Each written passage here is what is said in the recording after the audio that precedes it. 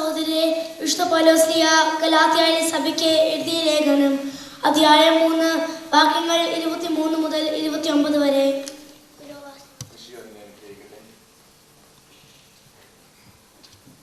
വിശ്വാസം ആവിർഭവിക്കുന്നതിന് മുമ്പ് നമ്മൾ നിയമത്തിന്റെ കാവലിലായിരുന്നു. വിശ്വാസം വെളിപ്പെടുന്നത് വരെ നിയന്ത്രണാധീനരായി കഴിയുകയും ചെയ്തു. തന്നിമിത്തം നമ്മൾ വിശ്വാസത്താൽ നീതീകരിക്കപ്പെടേണ്ടതിന് ക്രിസ്തുവിന്റെ ആഗമനം വരെ നിയമം നമ്മുടെ പാലകനായിരുന്നു.